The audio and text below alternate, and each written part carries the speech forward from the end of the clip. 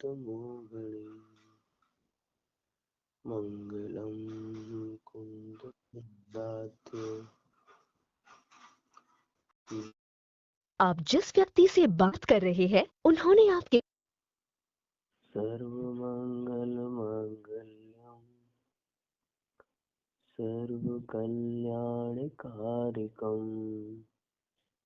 प्रधानम सर्वधर्माणां जैनं जयतु शासनम् जैनं जयतु शासनम् जैनं जयतु शासनम्।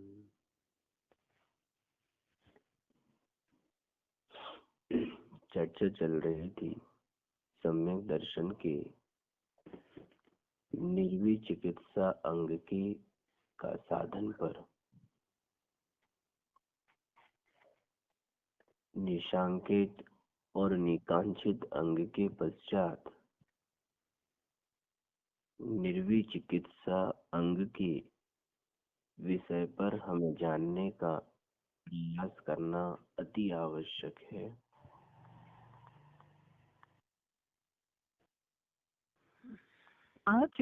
और बहिरंग में निर्वीय चिकित्सा अंग के विषय पर ये है। एक बात यहाँ पर बहुत ही अति आवश्यक है। जब सम्यक दर्शन के इन अंगों के विषय पर अपन समझने का प्रयास करते हैं तो किसी भी पक्ष या किसी भी विषय के दो पहलुओं को हमें बड़ी गहराई से समझना जरूरी है। एक उस पहलू या उस विषय के द्रव्य पक्ष को और दूसरा उस विषय या उस द्रव्य के भाव पक्ष को। द्रव्य पक्ष का मतलब साधन माना जाता है कि हमने उस वस्तु के साधन को क्या समझा, और दूसरा भाव पक्ष उस साधन से हटकर भावनात्मक दशा क्या है। सम्यक दर्शन के इन निशांकित निकांक्षित और जितने भी अंग आएंगे इनमें पहले बहिरंग द्रव्य पक्ष रूप साधन की चर्चा भी चलेगी और फिर उसके भाव पक्ष की चर्चा भी चलेगी।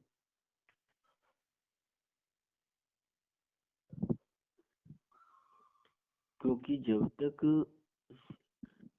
द्रव्य पक्ष रूपी साधन को तुमने सही तरीके से नहीं समझा तो उस साधन से उत्पन्न होने वाला जो भाव पक्ष वो भी सही नहीं आएगा।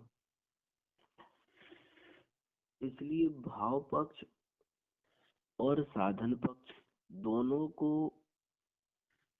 दोनों ही स्तर से समझना जरूरी है।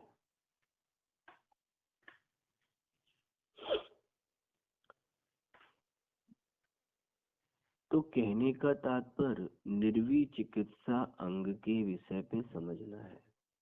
तो पहले जानना ये है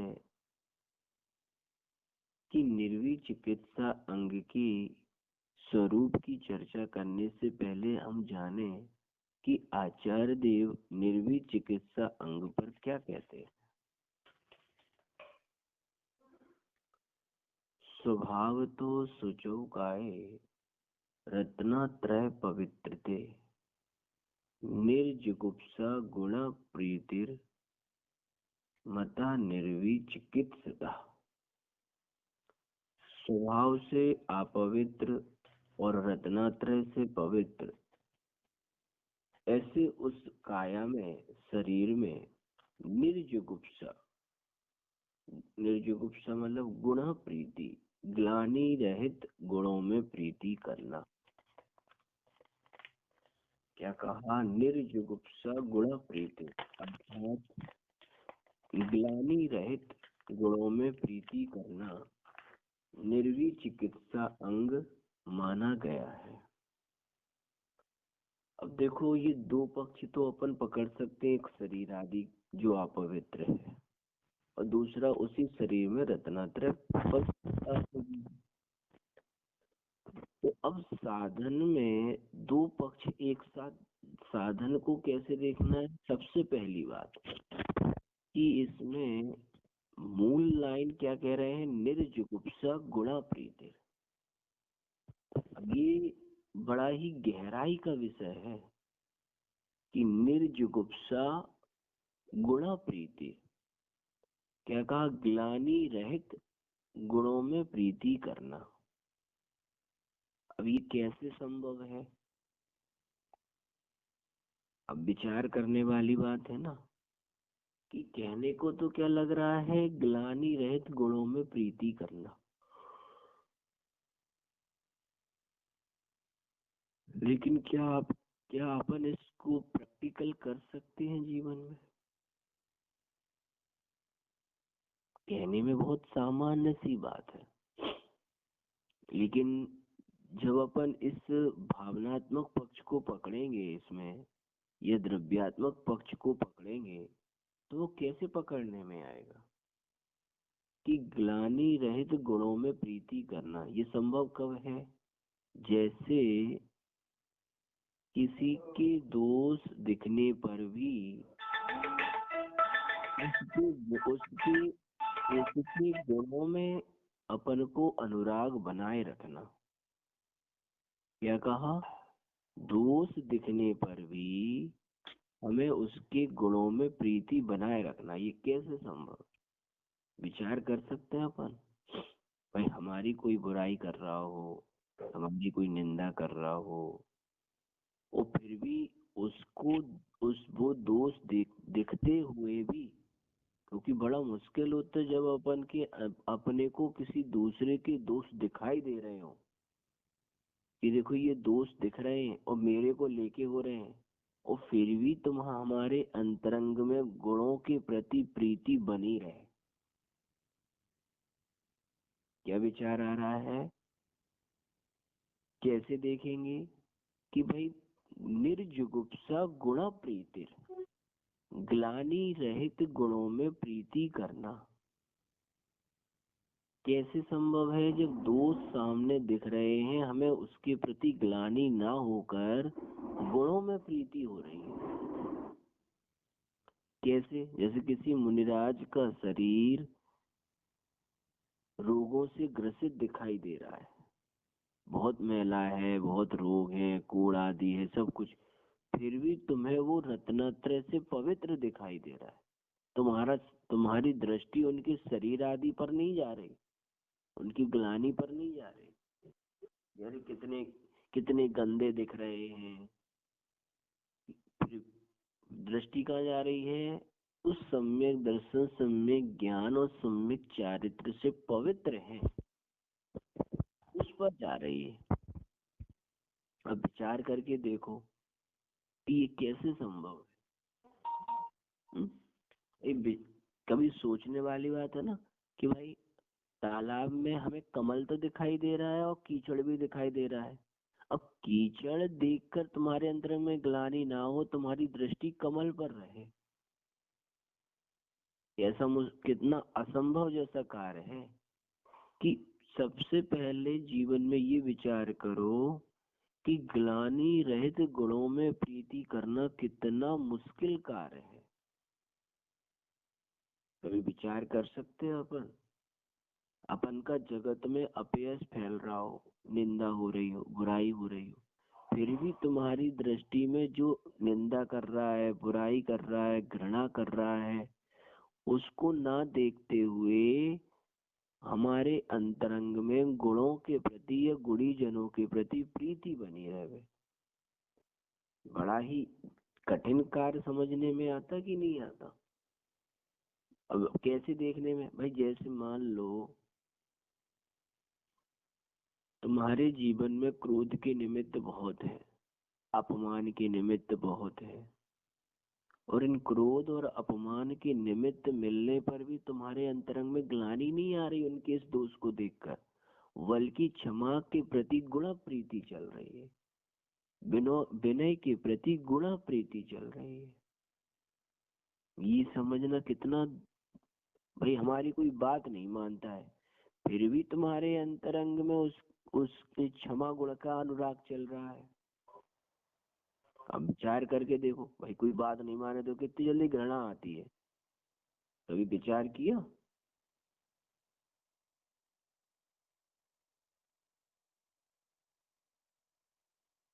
स्पष्टीकरण करके रखा हुआ है कि ग्लानि रहित गुणों में प्रीति करना, ये कैसे संभव हो सकता है?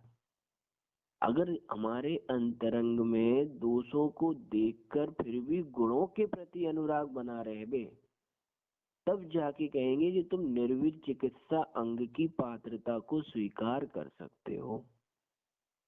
कैसे उदाहरण देते हैं कि साक्षात सामने वो मुनिराज उल्टी कर रहे हैं और फिर भी वह राजा उल्टी को साफ करते हुए उन मुनिराज के प्रति गुणानु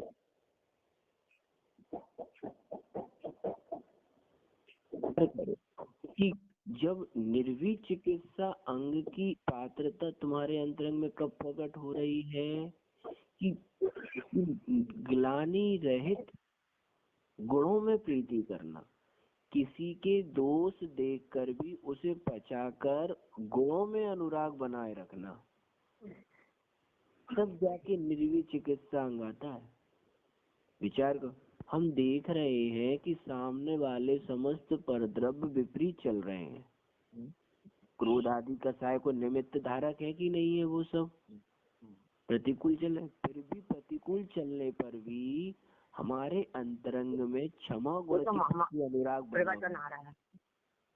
अब ये क्षमा गुण के प्रति जो अनुराग बना हुआ है, ये कब संभव होगा? जब ग्लानि रहित गुणों में प्रीति चल रही हो। आचार्य कह रहे हैं निर्जुगुप्सा गुणा प्रीति, निर्जुगुप्सा गुणा प्रीति, अर्थात ग्लानि दिखते हुए, घृणा दिखते हुए, बुराई दिखते हुए, निंदा दिखते हुए, अपमान दिखते हुए, इन सब को देखते हुए भी हमारे अंतरंग में दोषों के प्रति बुद्धि न चलकर गुणों के प्रति अनुराग चाहिए।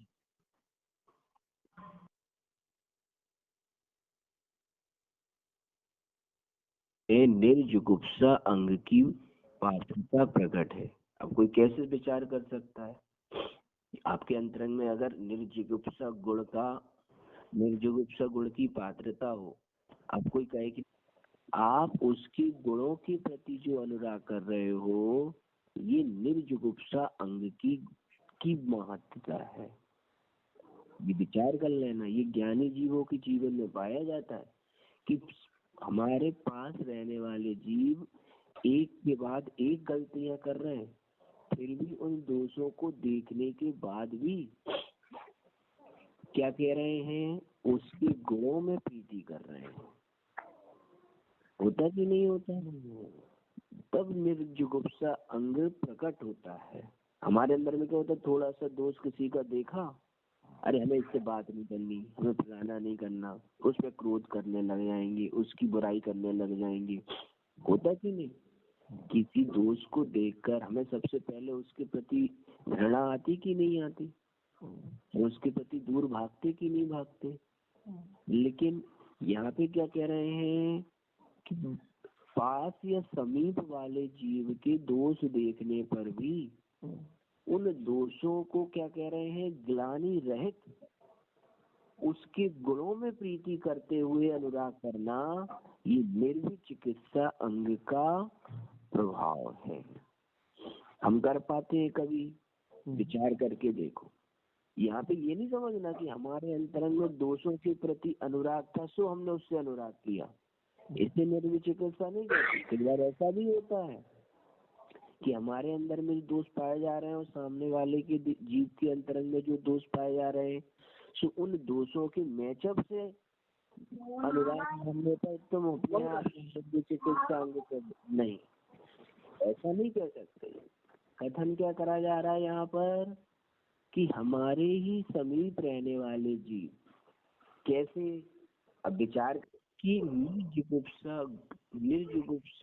अंग की प्रति कैसी बताई जा रही है कि जहाँ पर निर्विचिकित्सा अंग का अंश पाया जा रहा है वहां पे कैसे देखने में आएगा कि हमारे अंतरंग में किसी गलती को देखकर, किसी दोष को देखकर, किसी बुराई को देखकर उसके प्रति ग्लानि उत्पन्न नहीं हो रही। क्या नहीं हो रही? ग्लानि उत्पन्न नहीं हो रही, बल्कि क्या हो रहा है, उसके गुणों के प्रति प्रीति उत्पन्न हो रही है। तब जाके ये कहा जाएगा कि निर्चिकित्सा गुण की प्राप्ति मौजूद हो। ठीक है, चाहे वो पिता पुत्र का हो, भाई बहन का हो, पति पत्नी का हो, परिवार के किसी भी सदस्य आदि के जीवन में ये संबंध पाए जा रहे हैं। अब संबंध पाए जाने पर जितने अंशों में तुम्हारे अंतरंग में निर्विचिकित्सा अंग होगा उतने अंशों में तुम क्या देखोगे, अरे भाई मेरे साथी के जीवन में इतने दोष पाए जा रहे हैं। अब वो अगर तुम्हारे अंतरंग में निर्विचिक है तो उस दोष को ग्लानि रहित देखकर उसके क्या देखोगे, गुणों में प्रीति का अनुराग करोगे। तब जाके वो निर्विचिकित्सा अंग का प्रभाव आपके संबंधों में दिखाई दे जाएगा। भाई दोष तो है कि नहीं है? भाई मेरे बेटे के अंदर में इतनी गलतियां हैं, फिर भी उन गलतियों के प्रति ग्लानि रहित होकर क्या करते हैं अपन, अपने बेटे के गुणों के प्रति प्रीति करते कि नहीं करते? सही बात है। ये निर्विचिकित्सा अंग कहला रहा है, कहने में नहीं आएगा, लेकिन वो सम्यक तो नहीं है अभी। निर्विचिकित्सा सम्यक कब आएगा, जब यही चीज तुम सम्यक धारक गुणीजनों के जीवन में देखना शुरू करोगे साधन में, कि भाई ये तो मोक्ष मार्गी जीव है। अब ये कैसे देखना है, जैसे मान लो कोई मोक्ष मार्गी गुणीजन जीव है या ज्ञानी जीव है, उनके जीवन में कितने दोष दिखाई देते हैं, लेकिन उन दोषों को देखकर तुम ग्लानि रहित होते हुए उनके गुणों में प्रीति करो तो क्या कहलाएगा, ये सम्यक दर्शन रूपी निर्विचिकित्सा अंग कहलाएगा। हम क्या देखते हैं कि भाई देखो सामने वाले जीव के अंदर में कर्मों से जनित ऐसे दोष पाएगा, लेकिन उन कर्मों से जनित दोषों के पाए जाने पर भी हमारे अंतरंग में उनके उन दोष को देखकर ग्लानि उत्पन्न नहीं हो रही, बल्कि उनकी गुणों में प्रीति हो रही। जैसे मान लो कोई भैया, कोई मुनिराज, कोई दीदी, कोई आरिका, कोई माता जी, किसी के जीवन में किसी प्रकार की कसाय जनित दोष दिखाई दे रहे हैं, तो अब वो दोष दिखाई दे रहे हैं ना, लेकिन उन दोषों को ग्लानि रहित देखते हुए उनके रत्नात्रय रूपी गुणों में जो प्रीति करी जा रही है वो क्या कहला रही है, निर्विचिकित्सा अंग कहला रही है। लेकिन ये तो साधन को लक्ष्य करके हुआ, कोई साधन ऐसा था, लेकिन भाव पक्ष क्या कह रहा है कि जब तक हमारे अंतरंग में ग्लानि रहित होते हुए गुणों में प्रीति करने की पात्रता प्रकट नहीं हो रही है, तब तक तुम निर्विचिकित्सा अंग को स्वीकार नहीं कर सकते। जैसे कई बार अपन देखते ना कि किसी जीव के जीवन में बहुत दोष है और दोष दिखने के बाद भी ज्ञानी जीव उनको स्वीकार करते हैं, करते कि नहीं करते? कोई कमियां पाई जाती है फिर भी स्वीकार करते कि नहीं? वो किस अंग की वजह से स्वीकार कर लेते हैं कि भले ही उसके जीवन में इतने दोष, इतनी गलतियां दिखाई दे रही हैं, लेकिन जब स्वीकार करा जा रहा है तो उन दोषों को ग्लानि रहित स्वीकार करते हुए उसके गुणों के प्रति प्रीति करते हुए कार्य किया जाता है। अब विचार करो, जैसे मान लो कोई सम्यक दृष्टि जीव है, जैसे चक्रवर्ती है, तीर्थंकर आदि है, या ज्ञानी जीव है, गुणीजन है, अब उनके आसपास पाए जाने वाले जितने भी संयोग है या परद्रव्य है वो प्रतिकूल परिवर्तन करते कि नहीं करते? अब प्रतिकूल परिवर्तन करते हुए भी वो उनके प्रति अनुराग रखते कि नहीं रखते। और वो अनुराग किसकी वजह से आता है कि भले ही इस जीव के जीवन में इतने दोष हैं, लेकिन हमारे अंतरंग में इन दोषों के प्रति ग्लानि नहीं है, बल्कि इसके गुणों के प्रति प्रीति चल रही है। इसलिए निर्विचिकित्सा अंग की प्राप्ति बनी रहती है। ये कथन यहाँ पर पकड़ने में आता है। अब सबसे बड़ी बात यहाँ पर क्या कह रहे हैं कि निर्णय चिकित्सा अंग की पात्रता प्रकट कैसे हो गए, ये बात यहाँ पर समझनी है। हमारे अंतरंग में क्या होता है, कभी विचार करके देखा? कपड़ा गंदा जरूर है, कपड़ा कैसा है, मैला है, गंदा है, लेकिन की गंदगी को देखकर तुम्हारे अंतरंग में घृणा ना उत्पन्न होकर उस कपड़े की गुण में प्रीति क्या कर रहे हो कि कपड़ा तो कॉटन का है, बहुत अच्छा है, गंदगी उसमें है, इसे धोना है। विचार कर रहे हैं?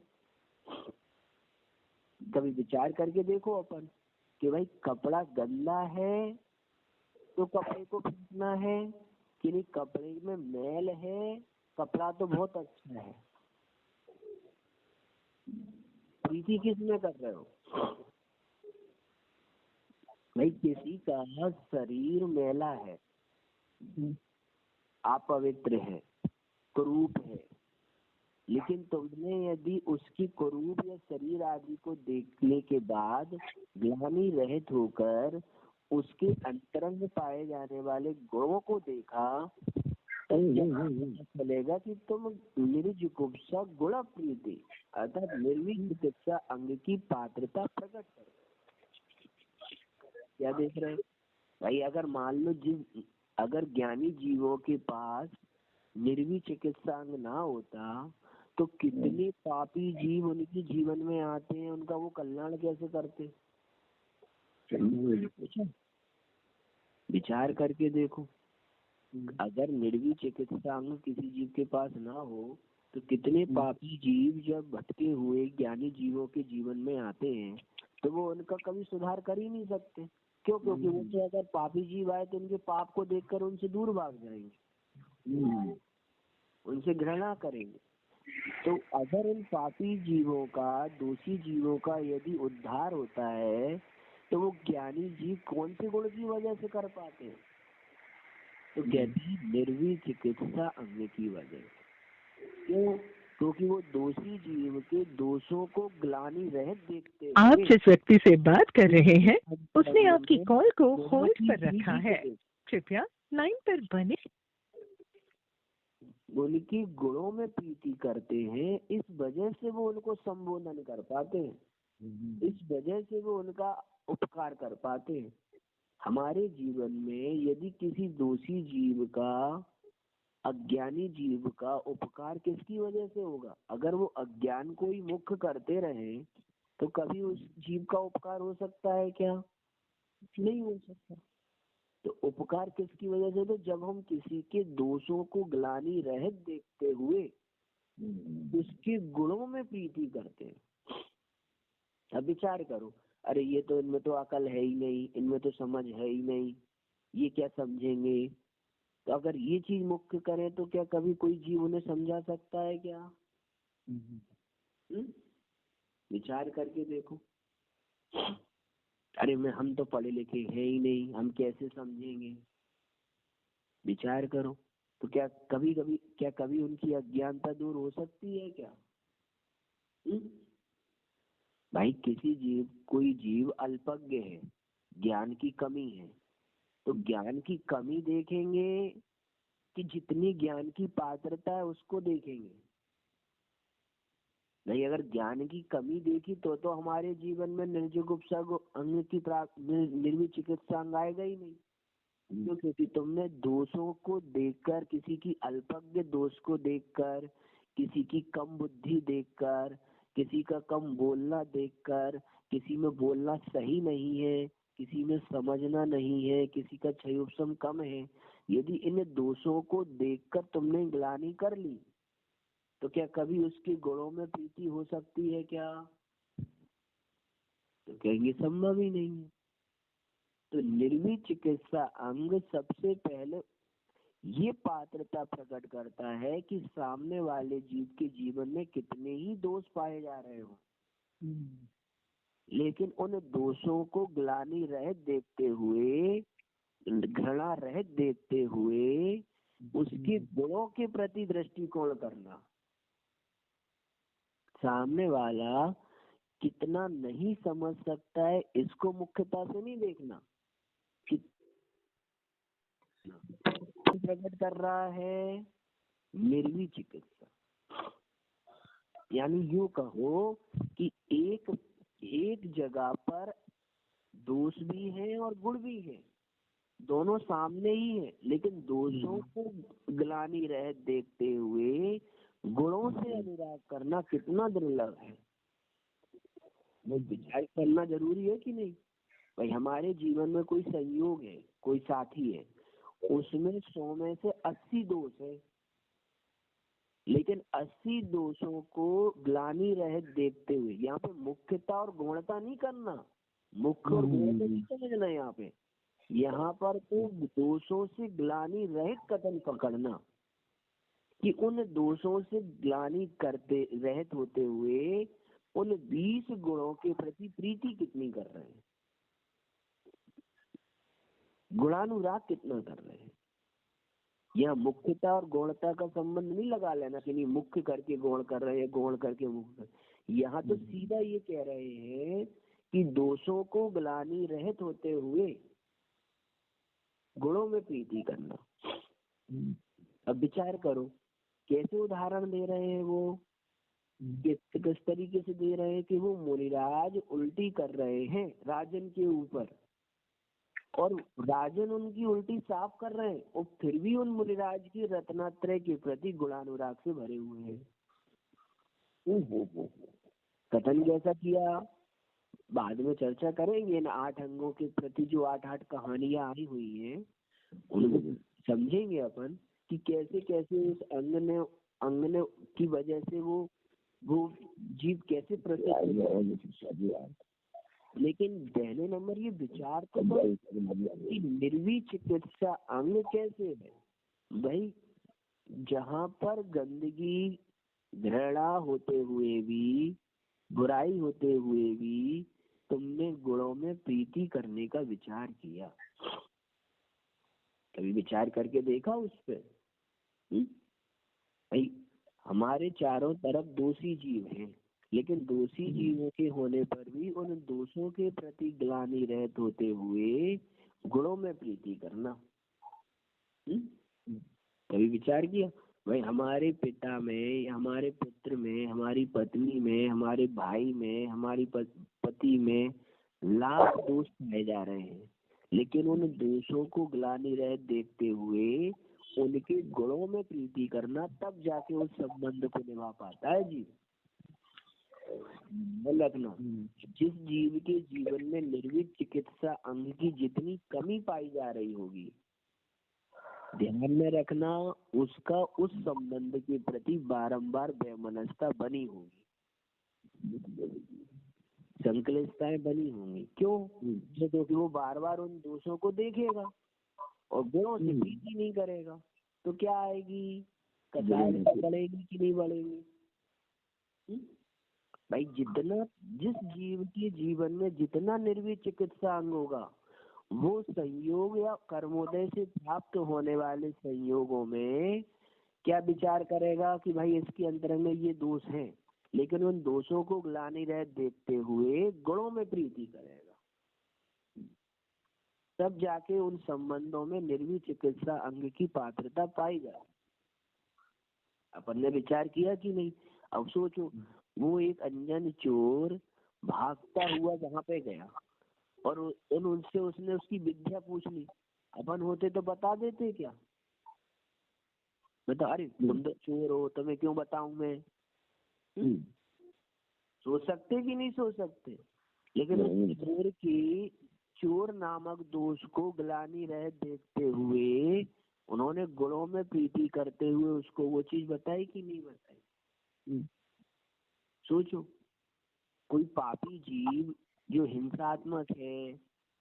अपन कितने उदाहरण देखते हैं, अरे भाई मैं तो मांस खाता हूँ, मैं तो पक्षी का मांस खाता हूँ, मैं तो ये करता हूँ, और वो मुनिराज के पास चले जाते हैं और मुनिराज उनके इस दोष को देखकर झगड़ा नहीं करते, बल्कि उसकी उस गुण, श्रद्धा गुण की प्रीति देखकर उसको और संबोधन करते हैं। हमारे अंतरंग में क्या होता, हम यदि थोड़ा सा धर्मात्मा पने का काम शुरू कर दे तो हमें दूसरा धर्मात्मा के दोष ही दोष दिखाई देते। हमारे लिए सुहाता नहीं है। हमें उसके दोष देखकर ग्लानि रहते होते हुए उसकी गुणों में प्रीति करनी चाहिए ना, लेकिन वो प्रीति नहीं आती है, बल्कि क्या होती है, उसके दोष को देखकर घृणा उत्पन्न होती है। अब विचार करके देखो, क्या ये जो हमारे अंतरंग में चल रहा है, ये निर्वी चिकित्सा अंग है क्या? नहीं। भाई विचार करो कईयों बार कि भाई हमारे जीवन में आसपास पाए जाने वाले संयोगों में कितने दोष पाए जा रहे हैं, लेकिन उन दोषों को ग्लानि रहित देखते हुए उनके अल्पज्ञ गुणों के प्रति भी जो प्रीति परिणाम चलता है, वो परिणाम उस संबंध को समन्वय, सहनशीलता और गुणानुराग रूपी प्रीति से बनाए रखता है। लेकिन जहाँ पर जिस संबंध की आयु कम होती है, उस आयु कम होने का कारण क्या है, तो उस संबंध में निर्वी चिकित्सा नहीं है। क्यों? क्योंकि दोषों को ऊर्ध्व करने वाला जीव और गुणों में अप्रीति रखने वाला जीव कभी भी किसी भी संबंध को दीर्घ समय तक निभा नहीं सकता। बहुत सही है। क्योंकि उसके अंतरंग में तो दोषों के प्रति घृणा चल रही ना। तो जब किसी जीव के अंतरंग में अपने ही साथी, सहयोगी, पुत्र, पत्नी, पति, भाई के बीच में जिसके अंतरंग में दोषों को अत्यधिक देखकर घृणा उत्पन्न होती हो, वो जीव कभी भी उस संबंध को अधिक समय तक निभा पाएगा क्या? नहीं निभा पाएगा। क्यों? क्योंकि उसके अंतरंग में तो दोषों के प्रति ग्लानि है ही नहीं ना। आचार्य यही तो कह रहे हैं, यहाँ पर दोष ऐसा तो है नहीं कि सारे के सारे जीव निर्दोषता के ही है। भाई अगर कुएं में, तालाब में पानी है तो गंदा भी है, मैला भी है, साफ भी है, सारी चीजें पाई जाएंगी कि नहीं? भाई सोना है तो क्या सोना एकदम शुद्ध होके आता है क्या? नहीं आता। वो भी तो, उसमें भी तो मिट्टी पत्थर के कण रहते ही हैं, लेकिन सुनार पत्थर मिट्टी कण देखता है कि उसके अंदर में पाए जाने वाला वो सोना देखता है? अगर वो दोष देखेगा तो क्या गुण की प्राप्ति कर पाएगा? तो दोष को ग्लानि रहित देखते हुए, गुणों में प्रीति करते हुए, भाई अब अगर ये अंग ज्ञानी जीवों की, ये गुणी जनों के पास ना पाया जाए तो विचार करके देखो, संसार में कोई भी अज्ञानी जीव कभी ज्ञानी बन सकता है क्या? कोई पापी जीव कभी अपना कल्याण कर सकता है क्या? कर ही नहीं सकता, कभी उसके लिए संभव ही नहीं है। क्यों? क्योंकि अगर वो जब भी ऐसे जीवों के पास जाएगा कि जिनके अंतरंग में ग्लानि रहित गुणों की प्रीति न चल रही हो, तो वो तो हमेशा उनके दोषों को मुख्य करके उनसे दूर भागेंगे। भाई मैं तो बहुत समझदार हूँ, मैं क्यों इन्हें समझाऊं? फिर तो कभी समझाने, फिर तो सामने वाला जीव कभी समझदार बनेगा क्या? विचार करके देखो। कई बार लोग कहते ना, भाई हम तो पढ़े लिखे नहीं है, हमें तो कुछ समझने में नहीं आता है। तो समझने में नहीं आता है, इस दोष को देखकर उन्हें समझाना बंद कर दिया जाए क्या?